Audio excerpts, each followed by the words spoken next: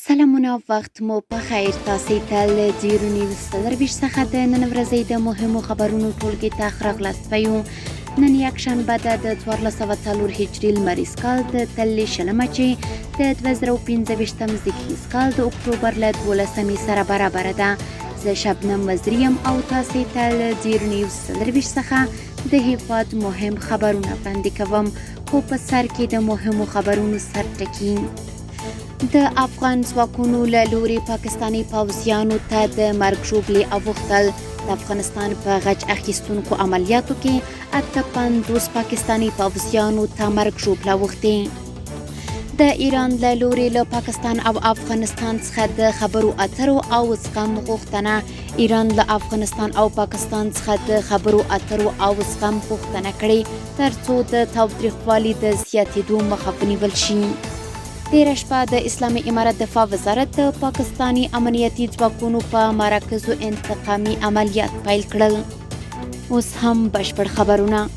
د افغانستان په غچ اخیستونکو عملیاتو کې 58 پاکستاني پوځیانو ته مرګ ژوبله اوښتې.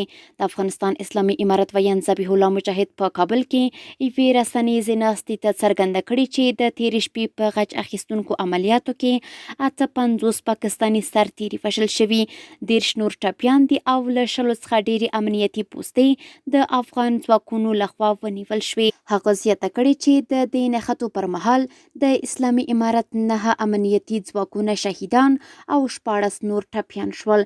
د ذبیح الله مجاهد د څرګندونو له مخې د عملیات اوس د یو شمېر هیوادونو پر غوښتنه پای ته رسېدلي دي. نوموړي ویلي چې د پاکستان په پوځ کې یوه ځانګړې کړۍ نه غواړي چې په افغانستان کې امنیت ټینګ شي او غواړي تشویشونه رامنځته کړي. نوموړي ویلي چې اسلامي امارت یو برید هم بې ځوابه نه پرېږدي. د پاکستان پوځ دې کړۍ د داعش پر شتون هم سترګې پټې کړي او بېلابېل جنایت ترسره کوي. اسلامي امارت پاکستان ته د خبرداري ترڅنګ د دوی د پلاوي سفر هم لغوه کړ. مجاهد په یاد کانفرنس کې د هیواد وروستیو پیښو ته د نغوتې پر مهال خبرداری ورکړ چې پاکستان باید د افغانستان پر وړاندې منفي اقدامات ودروي، که نه نو له جدي او نه اټکل کېدونکو پایلو سره به مخ شي.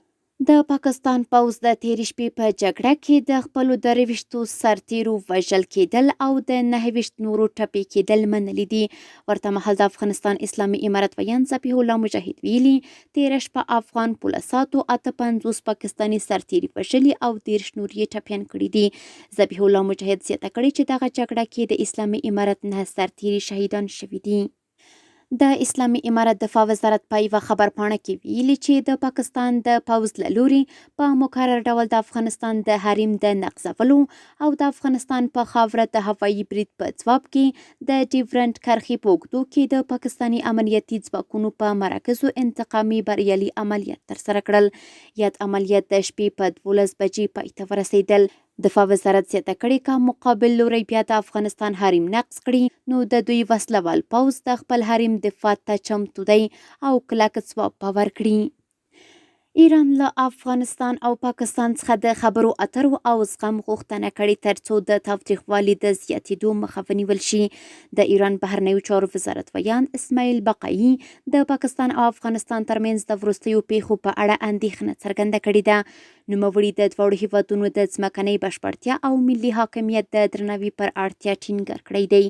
بقایي له دواړو خواوو څخه وغوښتل چې زغم وښیي او ژر تر ژره خبرې اترې پیل کړي ترڅو د تاوتریخوالي مخه ونیول شي او اختلافات د ډیپلوماټیکو لارو هوار شي. د بهرنیو چارو وزارت ویاند زیاته کړې چې ایران د خپل شاوخوا چاپیریال د سولې او ثبات ساتلو ته بنسټیز اهمیت ورکوي. هغه وویل چې ایران چمتو دی هر ډول مرسته وکړي چې د دغو دوه ګاونډیو او مسلمان هیوادونو ترمنځ د کړکېچونو د کمیدو لامل شي. د پاکستان بهرنیو چارو وزیر د پاکستان او افغانستان پر پوله د روانو پیښو له امله ژوره اندېښنه څرګنده کړې ده. د پاکستان بهرنیو چارو وزیر اسحاق ډار د پاکستان او افغانستان پر پوله د روانو پیښو له امله ژوره خواشیني څرګنده کړې او ویلي دي چې د اسلامي امارت لخوا بې دلیله ډزې او یرغلونه یوه جدي پرونه ده. د پاکستان ځوابي بریدونه د اسلامي امارت پر بنسټیزو تاسیساتو دي ترڅو د خوارجو فتنه او د هندوستان پاکستان فتنه ترهګري عناصر چې د افغان خاورې څخه فعالیت کوي له منځه یوړل شي. نوموړي زیاته کړې چې د پاکستان دفاعي ځوابونه د افغانستان پر سوله دوسته ولسي وګړو نه دي متمرکز.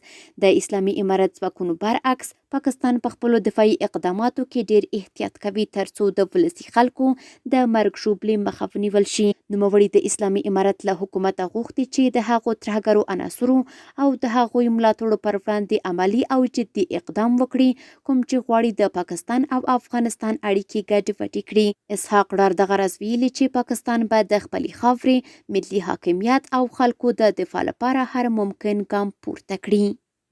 او وروستی خبر هم دا چې پاکستاني رسنیو راپور ورکړی چې د پنجاب ایالت حکومت د افغان کډوالو د ایستلو دریم پړاو پیل کړی دی.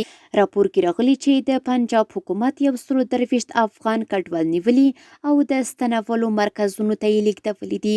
د راپور له مخې د روان 26 کال د اپریل راهیسې څه باندې 42 زره افغانان یوازې له پنجاب راستانه کړل شوي دي. کورني خبرونه هم دومره وو. د بهرنیو او سپورټي خبرونو لپاره زموږ پاڼې وڅارئ په خپل رسنیو باندې فیسبوک، انسټاګرام، ایکس افغاني، ټویټر، یوټیوب او ټیک ټاک زموږ خبرونه خوښي او موږ تعقیب کړئ. ادرس یې ډیر نیوز 23 تر 7 خبرونه د الله پامان.